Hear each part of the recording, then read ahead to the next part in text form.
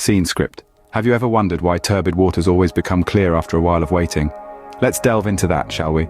Imagine a river, its waters roiling with mud and silt, a chaotic ballet of particles suspended in a liquid dance. At first glance, the waters appear impenetrable, a swirling enigma of brown and grey. But given time, something remarkable occurs.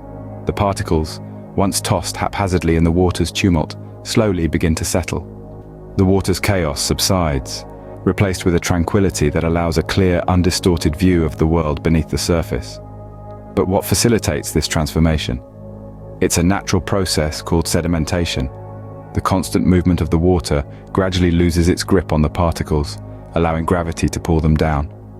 As each particle finds its place at the bottom, the water above becomes clearer, revealing a world that was hidden in the chaos. Now let's take this a step further. Can we not compare this process to the crises we face in our lives? Think about it. At the onset, a crisis can feel like a storm, throwing everything into disarray. It's confusing, overwhelming, and often, it's hard to see a way out. But, just as with the turbid waters, given time, the storm begins to subside. The chaos starts to settle, and slowly, we start to see the path forward. It's not an instantaneous process, of course.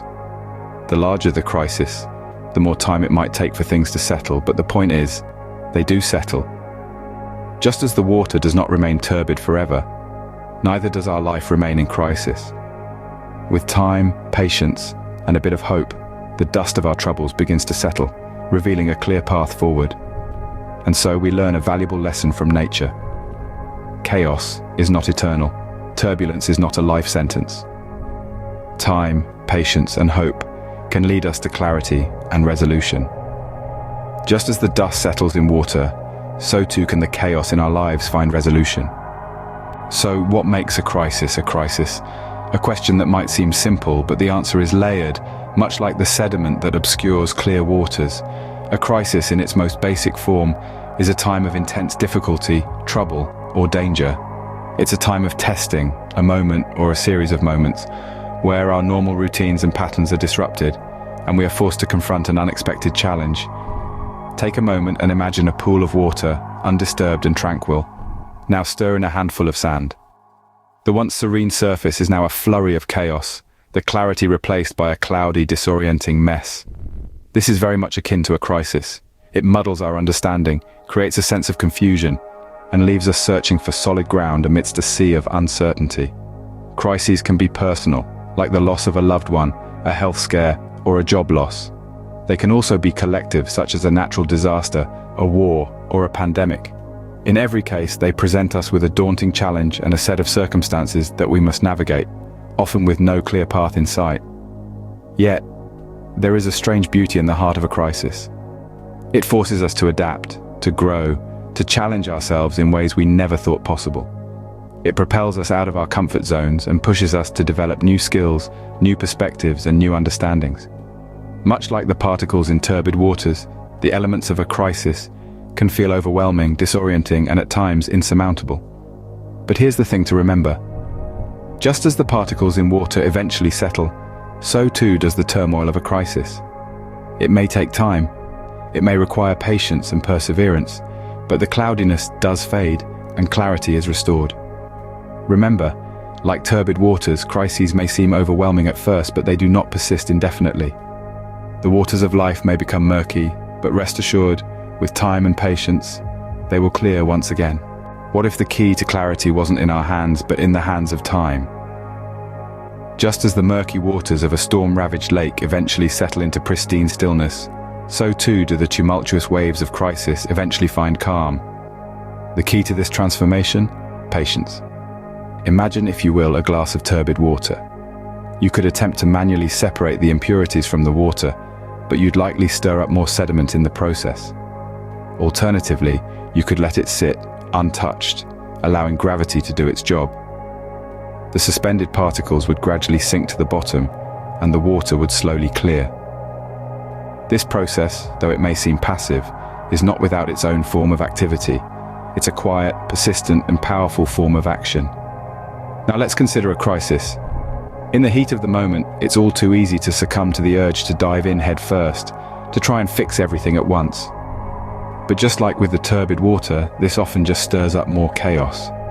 Instead, what if we embraced patience? What if we allowed time, that great leveler, to work its magic?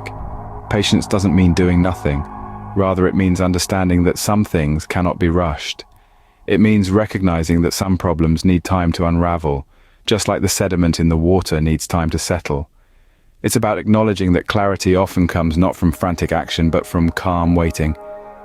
In a crisis, patience can be a powerful tool. It allows us to step back, to view the situation from a broader perspective. It gives us the space to make thoughtful decisions, rather than reactive ones. It helps us to weather the storm, to hold fast in the face of adversity, and to trust in the transformative power of time. So next time you find yourself in the midst of a crisis, remember the turbid water. Remember the power of patience. Remember that even the murkiest waters will eventually clear.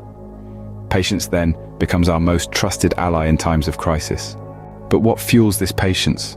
What keeps us going? What catalyzes our endurance in the face of adversity and uncertainty? It is none other than the beacon of hope. Hope, dear friends, is not a mere abstract concept. It is a powerful force, a guiding light that propels us forward even when the path ahead is shrouded in darkness.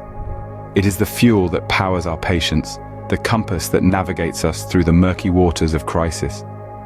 Picture a ship sailing in a storm, tossed around by relentless waves, blinded by the darkness. It can be daunting, even terrifying, but there is always that beacon, that lighthouse standing tall on the shore, its light piercing through the darkness, guiding the ship back to safety. That is what hope is to us. It is that beacon of light guiding us through the storm, assuring us that there is safe harbor ahead, and all we need to do is keep sailing. Hope is our lighthouse in the storm of crisis. It is the belief that no matter how turbulent the waters, how dark the night, or how fierce the storm, there will be calm, there will be light, there will be a new dawn. This belief, this hope, is what gives us the strength to endure, the courage to face our fears, and the resilience to overcome. But hope, my friends, is not something that just happens. It is a choice. It is a decision to believe that things will get better, that the storm will pass, and that the waters will clear. It is a commitment to keep sailing, to keep fighting, to keep going, no matter how challenging the journey might be. In the face of crisis, hope is our greatest weapon. It is our shield against despair, our armor against fear, and our beacon guiding us towards a brighter future.